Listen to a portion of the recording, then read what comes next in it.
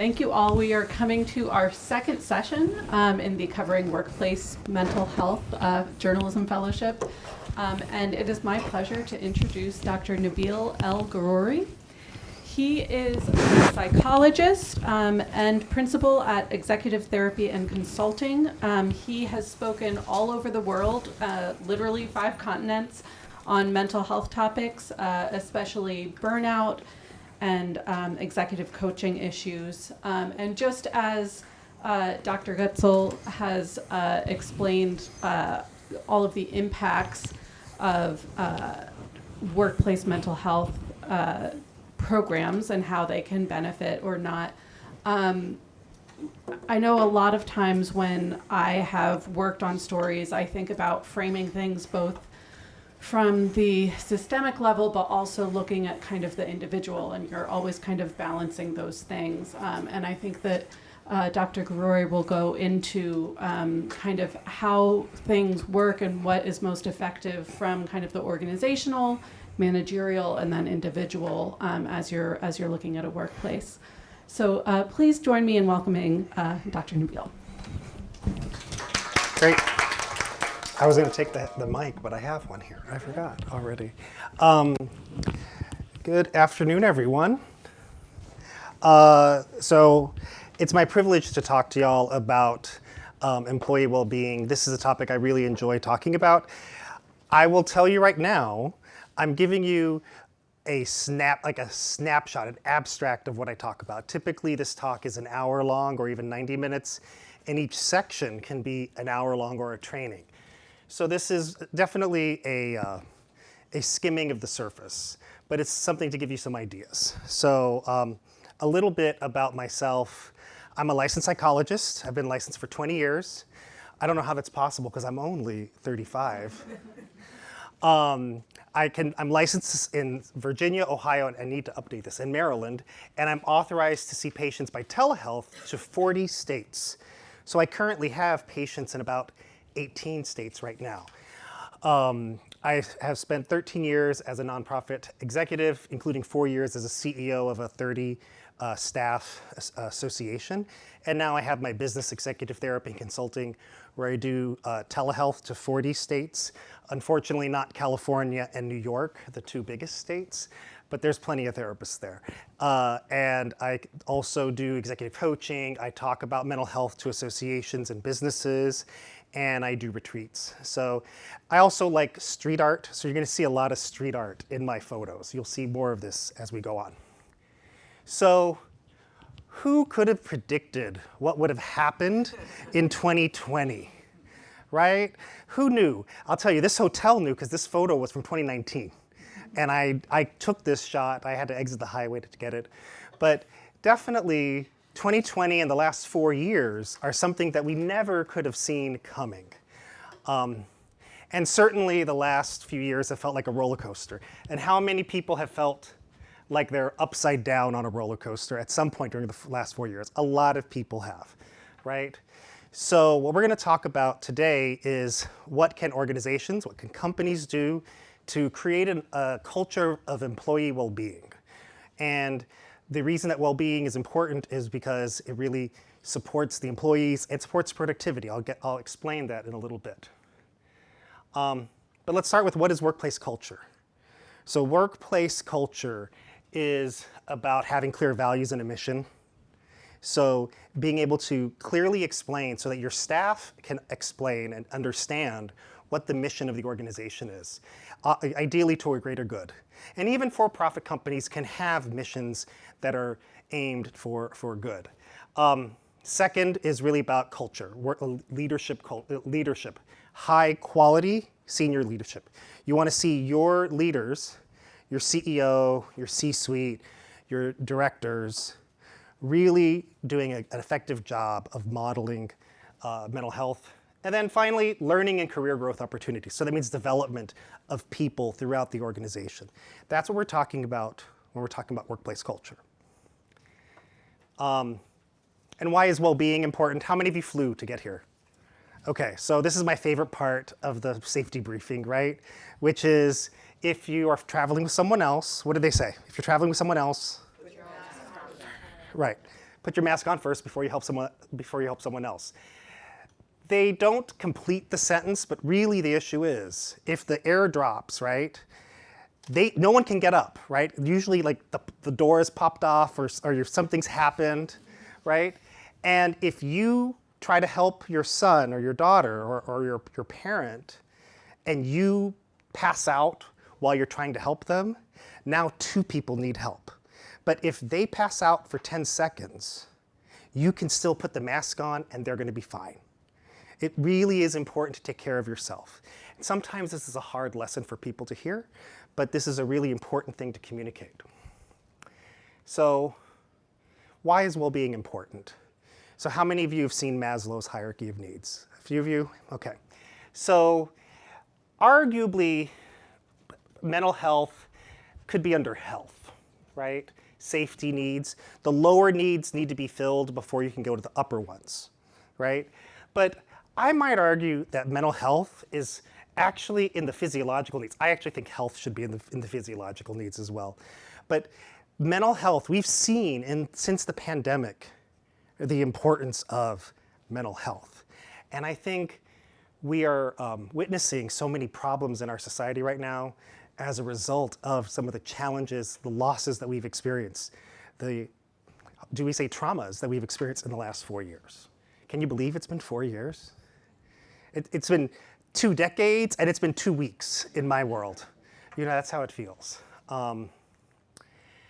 So for companies, they need to hear what's the ROI. So why is employee well-being worth their effort? And so here is the answer for companies, for leaders. It's really about employee recruitment and retention. So, 86% of employees believe that companies should support mental health. And 3 in 4 say their mental health affects their productivity. And many people have left jobs because of their mental health. I know I have, and I'm sure some others have. And higher ratings on Glassdoor, so everyone knows Glassdoor rates companies. A higher rating on Glassdoor is equivalent to $10,000 more in salary. People would rather work for a company that has a really high quality culture than make $5,000 more a year, $10,000 more a year. And here are some trends that we are seeing in mental health at this time, which many of you may have already seen this data or seen bits of this. There's way more mental health now than there was pre-pandemic, right? No shocker here. In 2019, 31% of Americans reported mental health issues, mental health illness. That's up to 45% in 2023. This is from the American Psychological Association. And nearly 4 in 5 employees, so 80% of employees reported workplace stress in the last month. That's a lot of people reporting a lot of work stress. And then the symptoms of burnout, 80% of employees are reporting some burnout in 2024, and 25 to 45% are experiencing the kind of symptoms we see when we think about burnout: lack of energy, emotional exhaustion, physical fatigue, cognitive weariness. So people are exhausted. So what I'm going to talk about are some strategies to promote employee well-being at the organizational level, the managerial level, and the individual level, but we'll start with the organizational level. I'll spend probably the most of my time here. What can people do? Incorporate mental health into policies and procedures. And so this can be done in your paid time off or vacation sick time, in your FMLA, in your medical leave, personal leave policies, in policies around medical appointments. When I was a CEO, my company had vacation and sick time buckets. And so I started allowing people to use sick time for mental health days. And what that helped was, instead of people doing this, I'm sick, I can't come in, right? This allowed people to take time off, potentially when you knew you were gonna need that time. Like for a lot of people, it was like the day after a wedding, a birthday party, or something that they knew they were gonna be busy and they were not gonna be in a great mood that day. And that allowed the team to do a lot more planning. So policies, and incorporating, I would say, flexibility into policies, about work schedule, work time. I'm a big fan of hybrid or remote work. I know a lot of companies are going back to the office, but I'm a big fan of flexibility in where you work. Communicate. So talk to your employees. Talk to them way more than you think you want to or that they want to. Trust me, you will need to talk to them constantly. If you don't talk enough, people will make up hypotheses about what's going on. So the rumor mill about layoffs is going to be constant. I see this in my clients at large companies that are always concerned about when the next cut is going to be. When I was a CEO, before the pandemic, I had a small company. I had 30 employees. So when I would walk in the morning, I would say hello to everyone on the team. Imagine this office, this room, and a few more, right? I would walk in and I would say hello to everyone. I might have a little bit longer of a conversation if someone was watching Game of Thrones or RuPaul's Drag Race. But we'd talk a little bit. I knew if someone's birthday, I would ask how was their birthday, how are their kids, right? In the pandemic, I couldn't do this. Right? When we went remote, I could not talk to people and hear from them every day. So I started filming videos, like a 2-minute video, and I'd post it on Slack in a channel that we had. And I ended up doing that every workday I worked for the first year. This was my way of walking around the office. It was one way, but it was my way of letting people get airtime with me. And then it became bidirectional in the Slack channel as people commented on what I said, and I'd respond, and it would be a conversation back and forth. I don't think managers and CEOs need to do daily conversations, but weekly is not out of the range. Weekly is a possibility. But my point is always more than what you think you need to communicate. Training your managers. So managers often are not trained in what they are going to do. Almost 2/3 of employees who have one manager, one supervisee, get no training, and 40% of people who supervise 3 or more people get no training in management. And it's a big assumption that just because you're good at a task, that you can supervise people doing that task. People skills are not the same as the skills for the job. Some of you may have supervisors who need some good training. We will keep it mum here. But I know I have had a couple of those supervisors myself. So training managers, I think, is really valuable. And then, why do I have pictures of Iman and Naomi Campbell and Giselle Bundchen? Because you need to model mental health and well-being. That's what organizations can do, is model mental health and well-being. So when I was a CEO, I would tell people, I'm taking a mental health day because I'm having I just had a board meeting. I worked, the last 3 days in a row, and my board was a little prickly, so I need a day. So taking some time off, communicating that is really valuable. And then finally, providing resources. So employers can provide an EAP, Employee Assistance Program. You can contract for that. It can be, small companies can do this. You don't need to hire someone to do this. Bring in experts to talk about mental health. This is me talking at an association about mental health. Create a wellness group of employees, for people who are interested in emotional wellness. At my organization, we started one the week after Anthony Bourdain and who was the designer? Kate Spade. It was the same week that they died. They died of suicide. So we started that triggered a lot of folks, and so we started a wellness group that a few employees did at that point. And now here's like the stretch goal for employers is self-insurance for mental health. So at the American Psychological Association, my former employer, they had a supplemental insurance policy that they paid everything but $10 of your mental health services. So the standard fee in DC is $240 for a therapy session. You'd pay $240, give your bill that was paid, and you'd get $230 back. Like, that's free therapy. That's amazing. I know that's a huge stretch because it's a cost to employers, but I'm putting it out there because, like Hamilton, I'm not throwing away my shot. I'm going to try to get this for as many companies as possible. I know this is a reach. Okay, so now let's talk about the manager level. So what can managers do? And here I'm going to speed it up. So, I mean, the first thing is attention. Paying attention to your employees. Actually, I see all of you are really doing good attention, either taking notes or looking at me, so I appreciate that. So thank you. But how many of you have had a boss who's like this? How you doing? How's it going? You know, looking at your phone or computer, that is really not effective. And I know people are stressed and people are short for time, but have a shorter meeting and spend 100% of your time with your employee. Related to that, reflective listening skills. So these are, you know, looking for not just the content, but the emotions that people are trying to communicate. Managing workflow.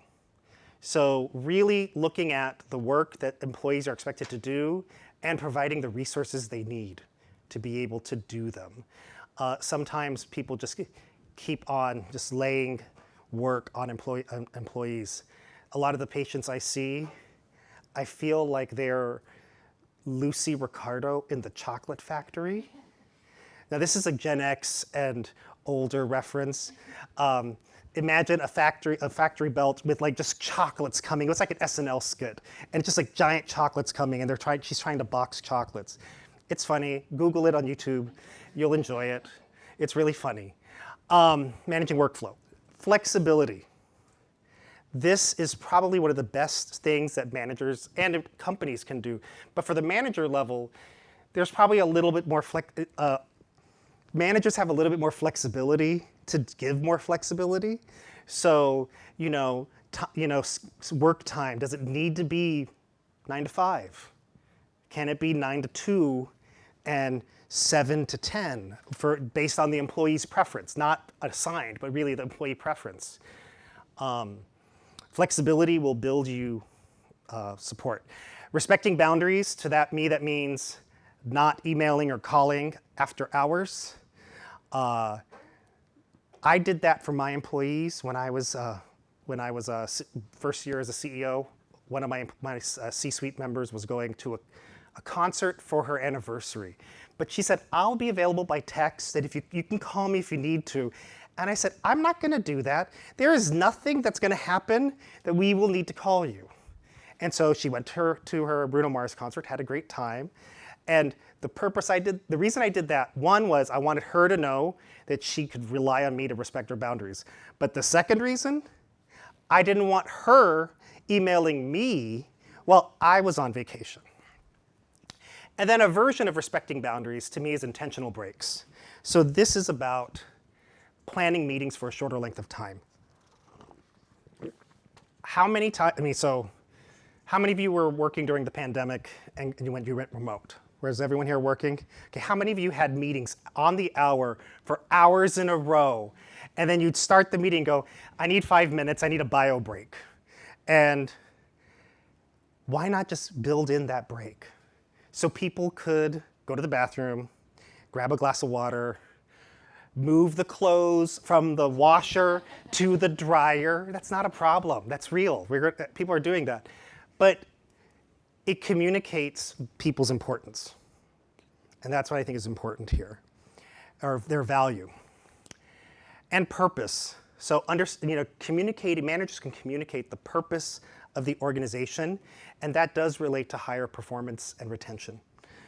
People like to work for organizations that are grounded, that have a higher purpose. Okay, and then questions to ask. Are you proud of where you work? Do you find meaning in your work? And do you have fun at work?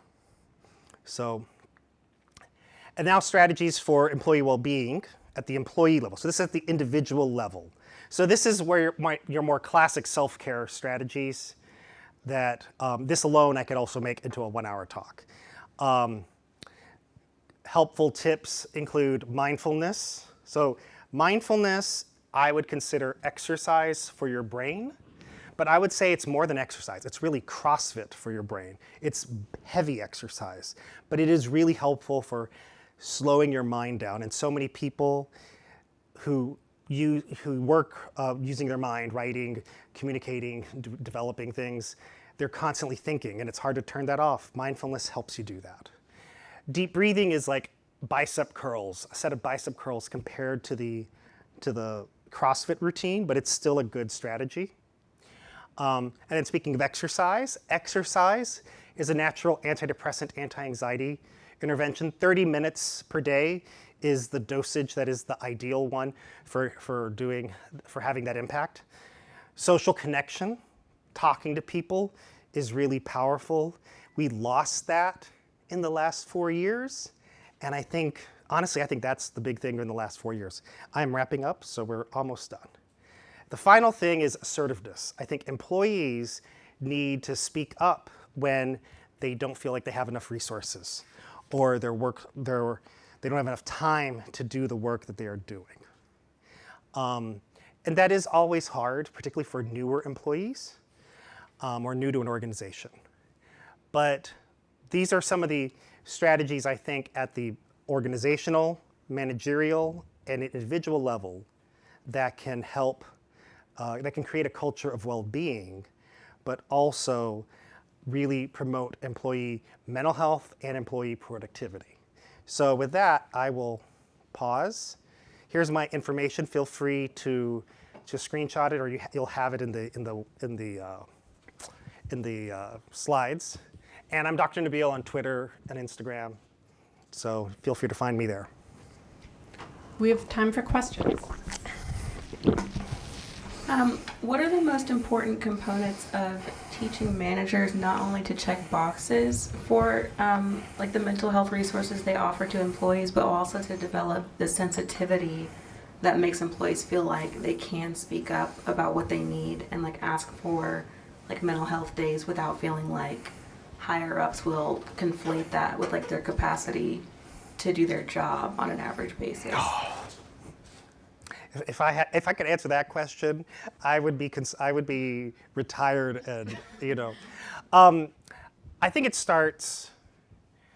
To me, managers can create a lagoon in a stormy ocean potentially. So a good manager can kind of block some stuff, and so that's if a manager is doing something without the support of the organization. I do believe managers can have an impact, but the ideal is that the organization is committed and is working on mental health and wellness or well-being, and is communicating that and working on changing those policies.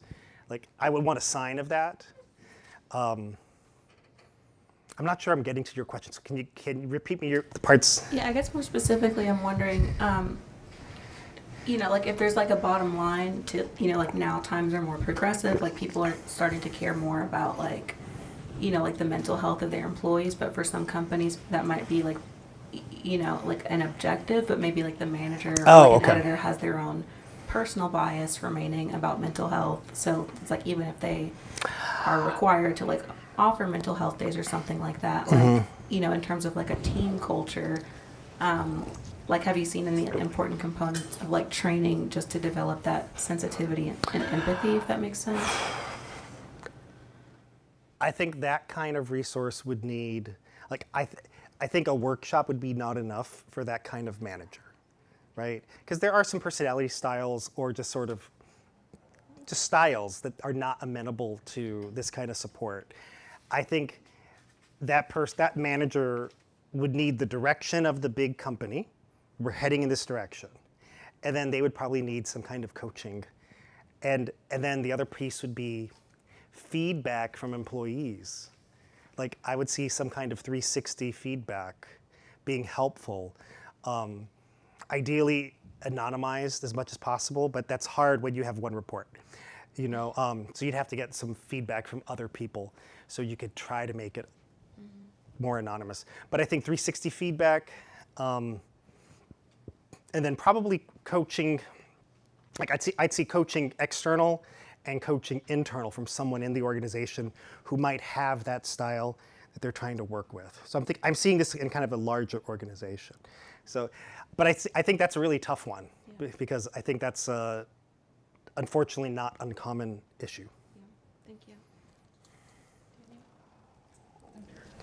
Thank you. I'm wondering, when you talk to these companies, what are their reactions? What are the things that they seem to embrace a lot? What are the things that they think of as stretch or not possible at all? I mean, if they are talking to me, they're already open to it. So I will say I'm surprised by some of the groups that I've spoken to. Like, it's not surprising for people in healthcare to be interested in mental health. But I've talked to lawyers, I've talked to farmers, I've talked to landscape architects. So like I think there is a shift right now that's going on. Is everyone getting it? No. But I think compared to 2019, I think a lot more are getting it. You mentioned that self-insurance for mental health services is kind of the stretch goal. I'm curious if there are employers who've been receptive to that. And then separately, have you seen an increase in employers doing 360 reviews and being amenable to that? I'm not aware of the data on 360s, so I'm going to tell you that right now. I have mentioned the stretch goal in my talks. I have not heard of anyone adopting it yet, but I'm just Johnny Appleseed, planting seeds, and maybe one will grow one day. I do know there are some companies, I think very large companies, that have where turnover is costly to them, that they are working on some kind of EAPs that are like EAPs on steroids. So there are some big companies that do that. So there are companies that are doing that at a pretty substantial cost per session, I would say. But some of these companies are keeping anonymous right now, so I can't share who they are. But there are big companies, and I suspect there are more. If there's one, my hunch is there's several more that are doing it.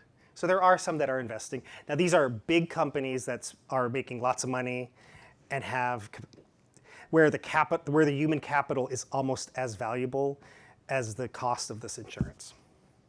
So.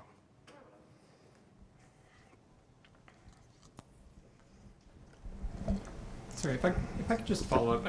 You were saying that more employers are sort of buying into this. In what ways? If those high cost programs are maybe the exception and not the rule, what are the ways that employers are buying in more instances across the board?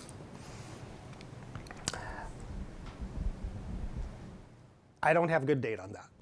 So I think one is talking about mental health. I think even 5 years ago, I don't think people would even acknowledge that mental health was a factor in employee decision making and in company performance. And I think that has changed. And I think that's my best guess.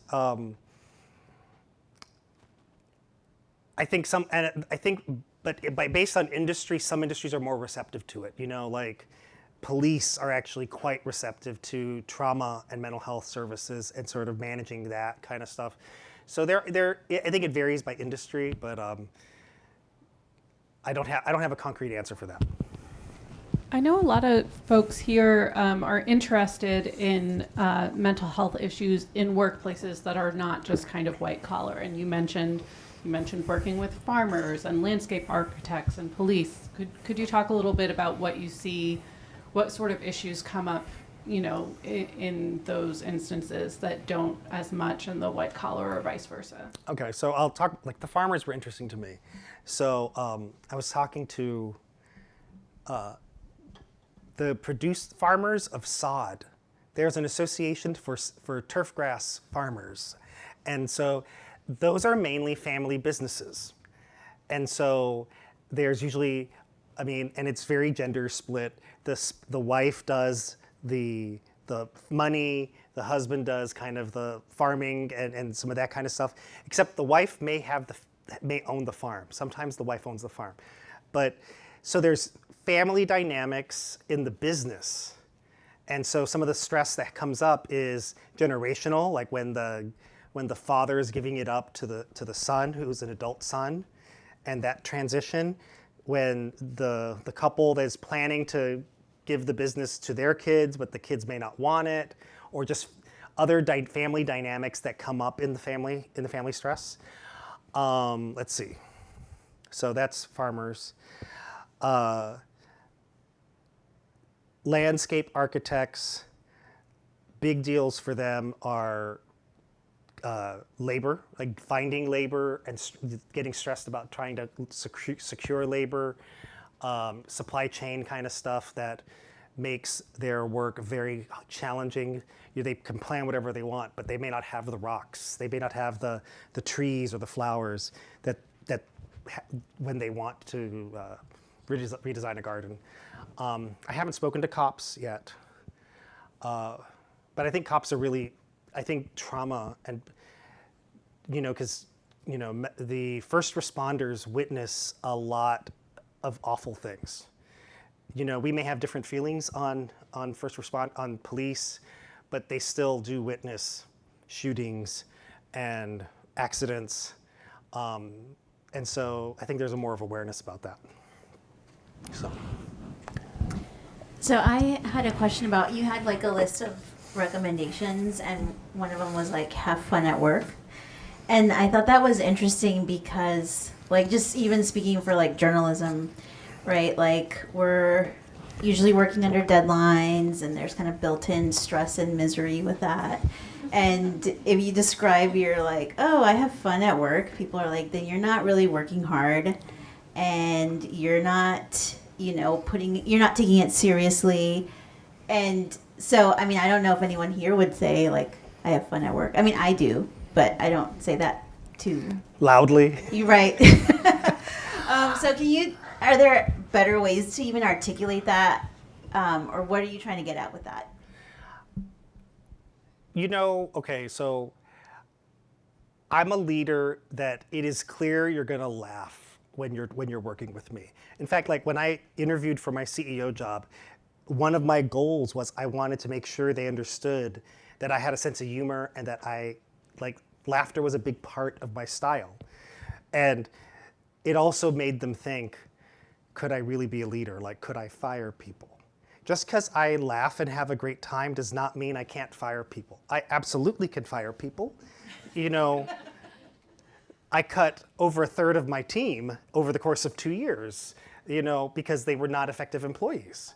But I didn't do that immediately. But I think I stand by just like the idea of having fun at work, because work is what, 1/3 of your life during a day? And how many of you work more than 8 hours a day? So it could even be more than 1/3 of your life. Why should 1/3 of your life be painful? Why should it bring you no joy? Like, I think you should find joy in that. Now, it may be in little things, but why not laugh at a couple journalism TikToks? I don't know, is there journalism TikTok? I don't know. No one here is going to admit it, right? So I know you don't, but do your friends follow any particular TikToks? I'm not even on TikTok, so I have to watch it on Instagram a month later.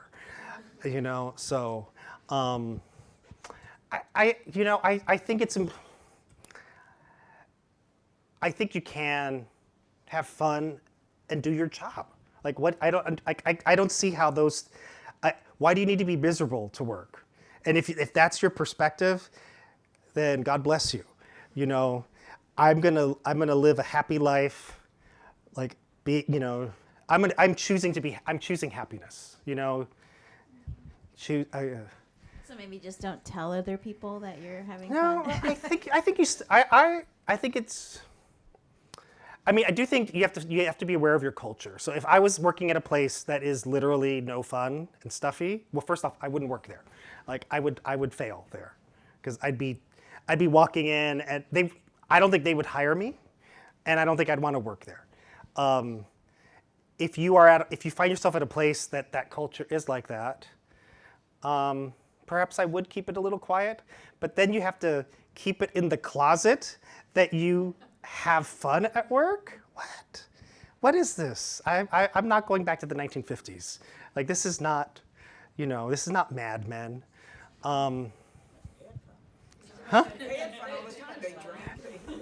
Well, some people had fun.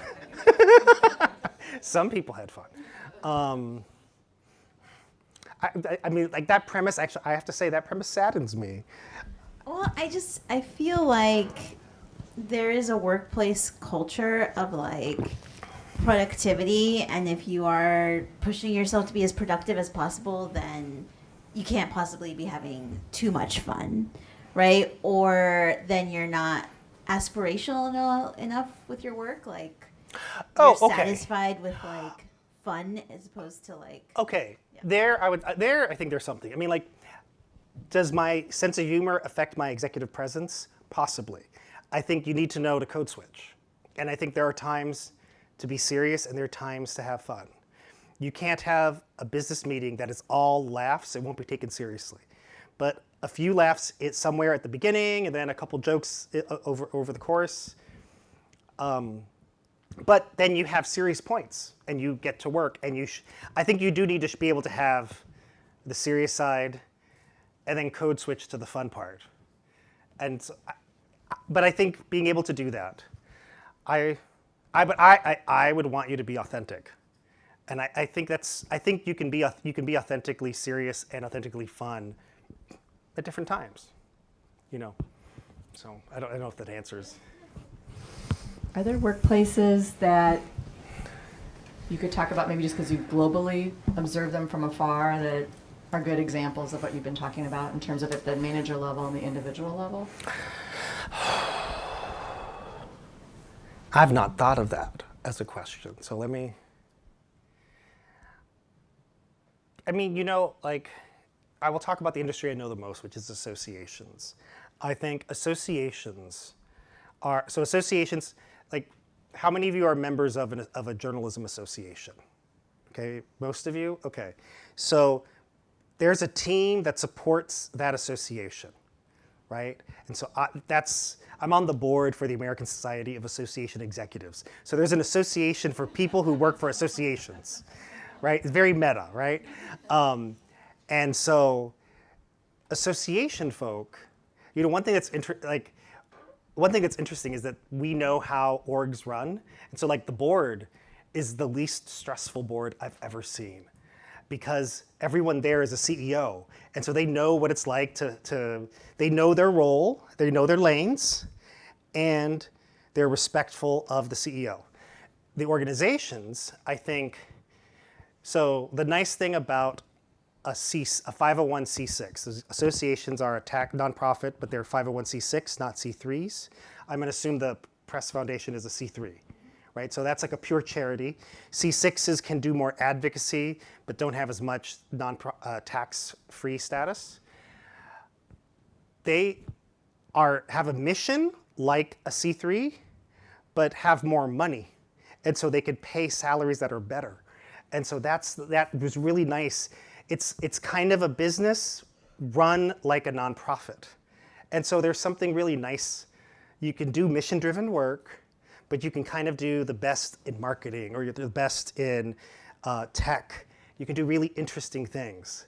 And because the organizations typically are smaller, you can be a jack of all trades in a certain way. So I think there are some cultures that the team is very supportive of mental health, having fun, having good relationships across the team. So I think that is possible. I had a question about your organizational level solutions. You mentioned modeling mental health and well-being is an important factor in that. And it's pretty well documented at this point that the C-suite execs also suffer from very high rates Oh, yeah. of depression, burnout, stress, etc. But I feel like we don't often see them talking or sharing about their mental health. So I'm wondering if you can share a few examples of ways that you've seen CEOs or other members of the C-suite effectively model their mental health for their employees. My hunch is that C-suite folks do try to take care of their mental health. They just don't talk about it. And I think that's the key, is being able to share, I'm going to counseling. I'm taking some mental health days here. I'm taking some leave after my father-in-law passed away. It takes, some humility, and to me, I would want a culture. So I'd want it from the top, the CEO and below, to be committed to that. So I don't know if one individual C-suite person could be enough. They could be potentially. If I were a C-suite at a large association, I would be communicating that kind of stuff. Like I'd be communicating, like, I'll give you an example.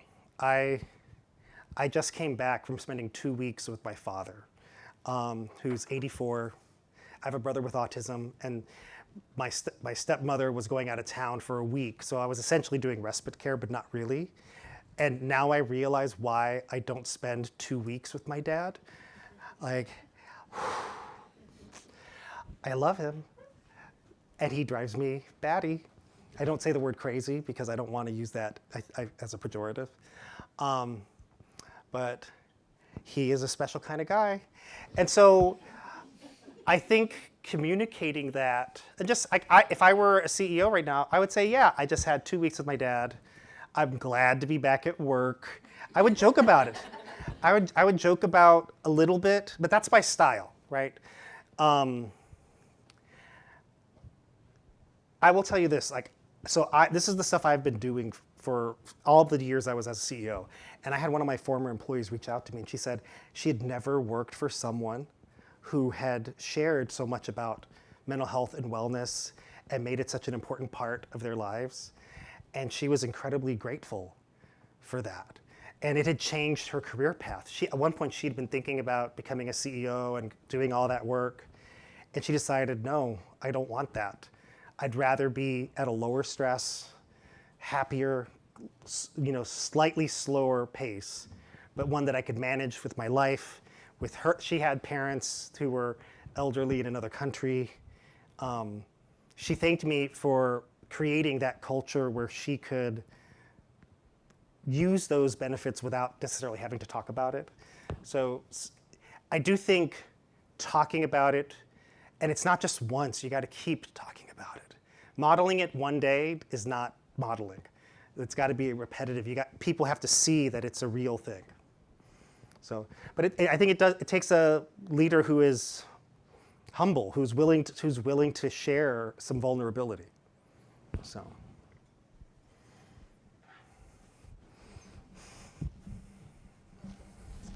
Just going off of that, I've kind of seen the modeling go the wrong way, or not the wrong way, but like where the CEO is like over the top saying, guys, I'm going to take, 15 days off and you should too. And like, this is all part of my mental health. And then get backlash because the actual workers are like, well, you're so out of touch. We can't afford a 15-day trip we to. Still have, and we still have like all these metrics to meet.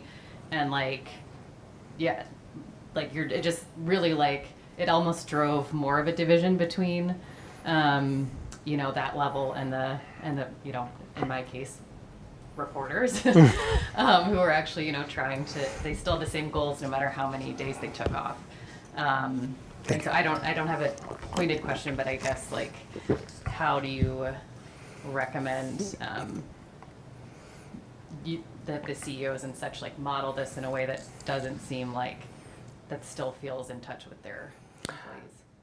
I mean, it can't be lip service, right? So I'd want to see, the first thing I want to see is it getting into policies and procedures? Right? Because if you're talking about taking mental health time, but not changing your policies, then that's not real. That's not real yet. I think that's a great example because it can't, I mean, like when I talk about self-care, what do you all think about self-care? So like on social media, what is self-care? What is self-care? Come on. Spa, massage day. Okay, what else? That's the IV. Oh, jeez. Oh, God. Okay. So spa's one thing. What else? Yeah, I'll keep it in the spa. So like, I'll do another one. This is a picture usually, but it's usually a glass of champagne, right? Okay. Actually, the photo I have is a photo of me with a glass of wine. Yeah, and then vacations, like fancy vacations, right? Vacations, spa, massages, and those are great, but those aren't self-care that you could do daily. Like to me, the stuff that I talk about for self-care is something that you could do on a daily basis. I mean, everyone should take vacation. Another detail that I think is really interesting, employees who don't take vacation, that's a sign of burnout. And managers should be noticing when people are not taking time off. Like, and encourage your team to take your time off. Like, so, and that is also the C-suite folks. I could see C-suite easily not taking time off. And so back to the question about how can it go the other way?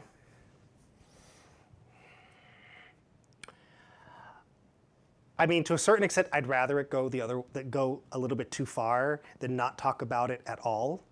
But I think leaders should be mindful of what their employees can do, right?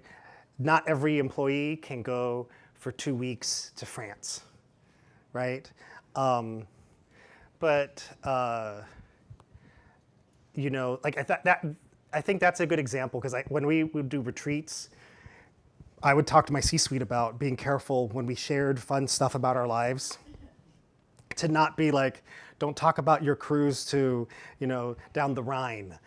like some of our employees don't know where the Rhine is, and their vacation is they went to Target instead of Walmart for shopping one day.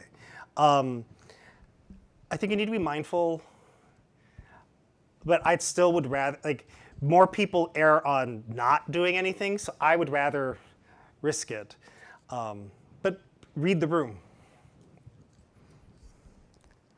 Any other questions?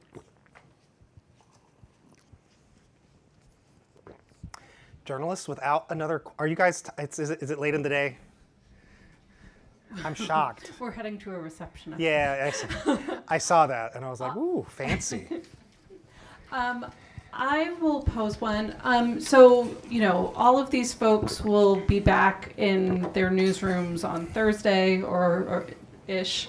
When they are looking at, what can I report on next about workplace mental health? What stories, not that you've already seen a million times done, but what are kind of undercovered issues that you think people should be paying more attention to? Oh, geez.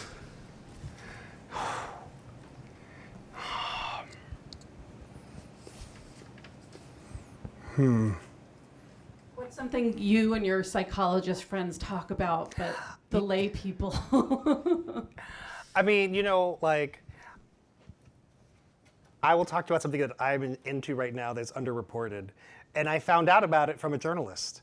So I do a lot of this kind of EAP-ish kind of work, so short-term services. And there was an article in the Washington Post about the best treatment for PTSD you've never heard of. It's called Reconsolidation of Traumatic Memories. And you could find it, it's, I think, August 2023, but the title is The Best Treatment for PTSD You've Never Heard of. And I read it, and it claims that they could treat PTSD in as little as 3 sessions. And I was like, what? And then I read a little bit some more, and it's a type of therapy that it could work. I talked to some of my colleagues and I asked, do you think this is valid? And they said, yeah, I think it could work. So I went to the training, and I will say, I was like this. I was sitting there like, I was sitting there like that, very skeptical. And then as part of the training, it was a 3-day workshop. And so we watched the trainer do it with one of the attendees, like on a sample situation. And then they had us role play with another attendee, each one doing a session 3 days in a row, the amount of days for the treatment. And I did it the first day, and I called my partner and I said, you won't believe it, this shit works. Like I was shocked. I was shocked. I was truly skeptical. But if something will help my patients, I will try it. And so then I will tell you, I have done this with several patients, and my victory case. So the trainer had a case that he shared, like a fireman who could drive by this, who used to avoid an intersection because that was where an accident happened, that he saw witnessed a death. And he would avoid that intersection, and he was able to drive past it and not even notice, not even think about it. And I was like, wow, that's an amazing outcome. So I had an outcome like that, treating a veteran with PTSD about helicopters and crashes and having to deal with a crash. We did the intervention. Patient did a lot better. In fact, so well, during our last session, there were helicopters flying over because those helicopters, in DC, if you haven't noticed, there's lots of helicopters. And some of them carry the president, some of them carry the vice president. And so there's a pathway where they fly all the time. He heard them during the session. And in the past, it would trigger him. And now it made him curious, and he was fine with it. And then, even better, a friend of his who's a social worker saw him and said, you seem different, what's going on? And he said, I did this new treatment called reconsolidation of traumatic memories. And he said, what's this? But the guy said, you're so different now than when you were the last time I saw you. And so this treatment, it fucking works. Oh my God. Not in every case, I'm not gonna say in every case, but it can work. And that was three sessions of intervention and one of assessment. So I couldn't believe it. So that was neat to see real improvement that fast. I think that was an easier case of post-traumatic stress disorder. More complex trauma, I would expect it to take a lot longer, but not potentially like years. It could make some improvement. Someone over there? Oh, sorry, I thought you had the microphone. So real quick, that actually brings up a good point, which is we've talked about mental health generally, but we haven't talked about, what organizations or managers should do when someone has something like PTSD, something like, that kind of goes beyond the burnout level. I mean, so there's accommodations, right? There's ADA. I mean, this is a whole SHRM kind of specialty. How do you deal with disabilities? So I would consider mental illness is a disability. So ADA would apply. The employee would need to talk about it, and the employee would need to be at an organization where ADA applies, because small companies don't necessarily have to uphold to ADA. So I think employee needs to share it, and then you look for supports. What are the reasonable supports? So, a patient with PTSD might need a support of not going near where a triggering event might occur. I was just reading an advice column that talked about dog-friendly workplace, but a person with a dog phobia working there. I'm like, wow, that's an interesting situation. And it's not just a dog-friendly work company, it's a dog-friendly co-working space. So there's other companies. So that there adds a complexity. I think part of it is the employee would need to talk about what kind of resources they need that are reasonable. And it's a conversation that is ongoing. It's not just a one-time conversation. It's one that you visit and then you revisit every few months. Like, is this working? Do you need more resources, more support, less support? I'm being pretty vague here, but like without an example, like it's hard for me to think of.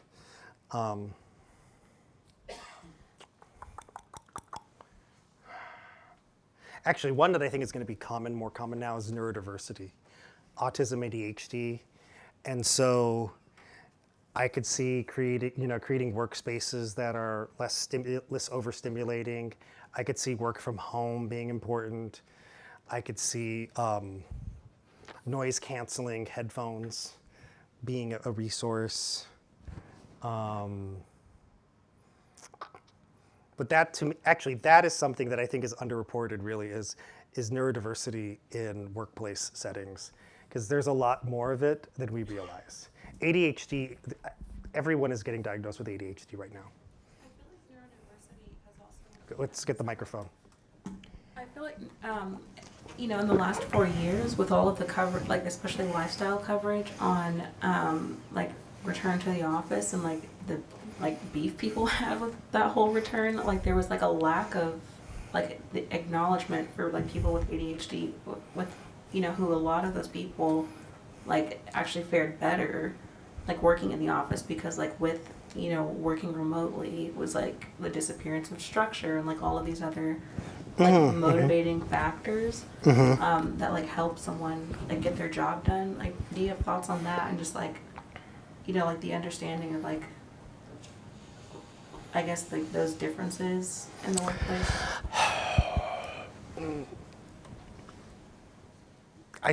That's where I think flexibility is a two-way street, right? So flexibility could mean working from home, and flexibility could mean working in the office.